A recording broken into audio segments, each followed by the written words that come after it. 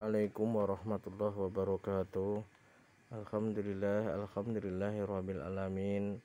Wassalatu wassalamu asrofil anbiya'i wal mursalin wa ala alihi washabihi ajmain, amma ba'du.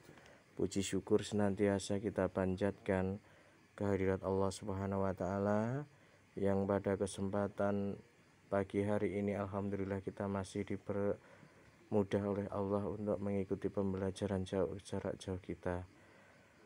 Salawat serta salam semoga selalu tercurah kepada junjungan kita Nabi Agung Muhammad Sallallahu Alaihi Wasallam beserta keluarganya, para sahabat-sahabatnya, dan mudah-mudahan kita termasuk umat beliau hingga akhir zaman nanti. Baik anak-anakku kelas 11A dan 11B yang dirahmati Allah Subhanahu wa taala, berhubung materi kita untuk semester 1 ini saya kira sudah cukup, sudah Pak Eko sampaikan semua. Ya tentunya tidak penyampaian materinya tidak sedetail ketika kita pembelajaran secara offline, akan tetapi secara garis besar materi sudah Pak Eko sampaikan semuanya. Maka dari itu sebelum masih ada beberapa waktu untuk kita membicarakan tentang mapel ini bahasa Indonesia, maka Pak Eko carikan hal-hal yang ada kaitannya dengan pembahasan yang ada di bab semester 1. Dulu kita pernah membicarakan tentang ceramah, yang mana ceramah sudah kita bicarakan unsur-unsurnya, kemudian bagian-bagiannya dan lain sebagainya. Lah ini Pak Eko tambahkan satu pembahasan, yaitu tentang metode-metode di dalam sebuah pidato, atau kalau di sini diberi judul metode pidato. Sama halnya dengan metode-metode yang digunakan di dalam ceramah, sebenarnya sama. Nah, kita bahas sejenak mengenai metode pidato yang sebenarnya ini kelas 10 pun insya Allah, atau ketika kalian duduk di bangku SMP insya Allah kalian juga pernah memahami materi ini. Baik, ada 4 buah metode, ada 4 cara metode di dalam berpidato yang sering digunakan, yaitu impromptu atau spontan, ekstemporan atau penjabaran kerangka, naskah, dan menghafal. Jadi 4 metode pidato tadi yaitu impromptu, ekstemporan, naskah, dan menghafal. Nah, metode-metode pidato tersebut dapat kita pilih untuk menyampaikan suatu pembicaraan. Nah, untuk menyampaikan suatu pembicaraan itu ya sifatnya umum, bisa berupa ceramah, bisa berupa sambutan, bisa berupa khotbah, dan lain sebagainya. Ya, kita juga dapat melakukan penggabungan metode-metode di atas sesuai dengan kebutuhan.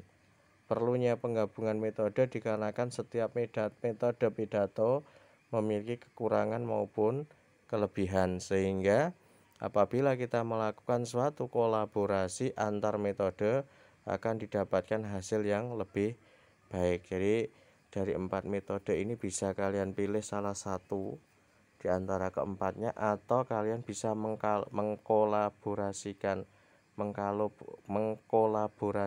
antara metode yang satu dengan metode yang lain. Hal ini dikarenakan masing-masing metode itu memiliki kelebihan maupun kekurangan masing-masing. Baik, kita bahas yang pertama, ada metode impromptu, atau istilah lainnya adalah metode spontan, atau istilah lainnya lagi ada metode serta-merta. Sama ya, impromptu, spontan, atau serta-merta. Nah, metode pidato impromptu adalah membawakan pidato tanpa persiapan, yang hanya mengandalkan pengalaman dan wawasan. Dalam metode ini, pembicara menggunakan cara spontanitas atau improvisasi atau serta-merta. Biasanya metode ini digunakan untuk pidato yang sifatnya mendadak dan disajikan menurut kebutuhan saat itu. Itu adalah metode impromptu. Kelebihannya apa? Kelebihan metode impromptu adalah bahasa yang digunakan singkat sehingga tidak membosankan, dan pembicara bebas dalam memilih topik bahasan tetapi tepat sesuai acara. Sedangkan kelemahannya untuk metode ini adalah terkadang materi yang disampaikan tidak secara urut atau sistematis, dan kemungkinan ada hal-hal yang terlupa karena sifatnya mendadak tanpa persiapan. Gitu.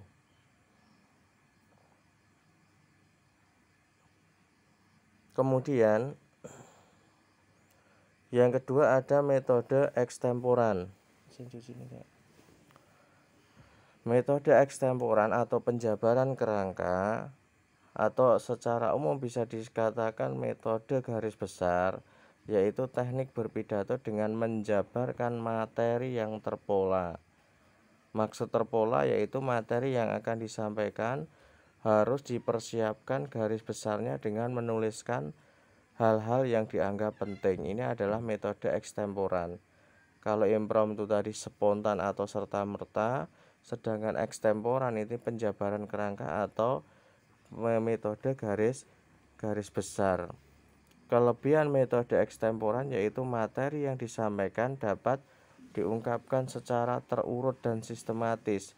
Sedangkan kelemahan metode ekstemporan adalah terlihat seakan-akan kurang siap karena perlu menunduk untuk melihat catatan. Nah, seperti ini ya.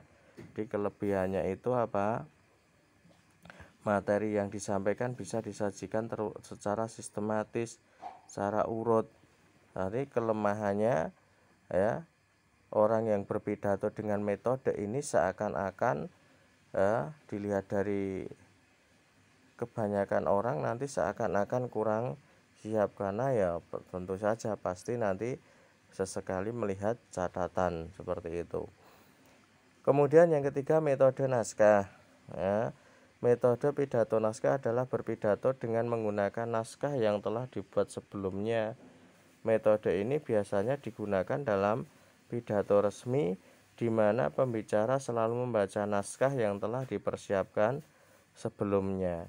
Cara demikian dilakukan agar tidak terjadi kekeliruan karena setiap kata yang diucapkan dalam situasi resmi akan disebarluaskan dan dijadikan figur masyarakat serta dikutip oleh media massa. Ini kebanyakan yang dilakukan oleh tokoh-tokoh bangsa kita ya, pemimpin-pemimpin kita ketika berpidato kebanyakan menggunakan metode naskah ya. Hal ini penting karena untuk menghindari kesalahan. Kelebihan metode naskah yaitu pidato yang terencana dengan baik. Pidato terencana dengan baik, lengkap, sistematis. Kekurangannya apa? Membosankan. Interaksi antara orang yang berpidato dengan pendengar itu kurang dan terlihat kaku karena mata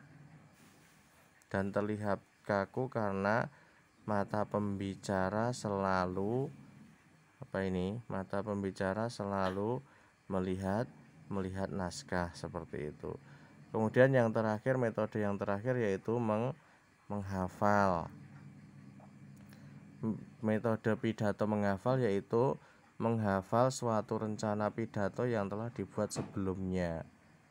Jadi orang yang akan berpidato terlebih dahulu menyiapkan teks terlebih dahulu, kemudian dihafal. Kelebihannya apa? Melatih daya ingat dan tersusun sistematis. Kekurangannya apa? Kekurangannya bila terjadi lupa akan mempengaruhi isi pidato dan mungkin akan mengganggu konsentrasi pendengar. Itu ya tambahan sedikit mengenai metode-metode di dalam sebuah pidato, ceramah maupun khotbah. Kalau dulu kan lebih ke teknik bagaimana kita bisa menguasai vokal ya, artikulasi dan lain sebagainya. Nah, di sini lebih terfokus pada teknik cara penyampaian, bisa menggunakan impromptu, ekstemporan, naskah maupun menghafal. Itu yang bisa Pak Eko sampaikan pada kesempatan pagi hari ini. Kurang lebihnya Pak Eko mohon maaf ya, berarti kita masih menyisakan satu pertemuan lagi.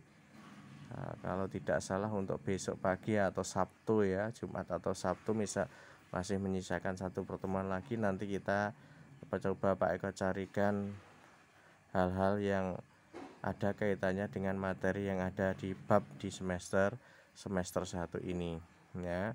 Itu sekian dari saya. Assalamualaikum warahmatullahi wabarakatuh.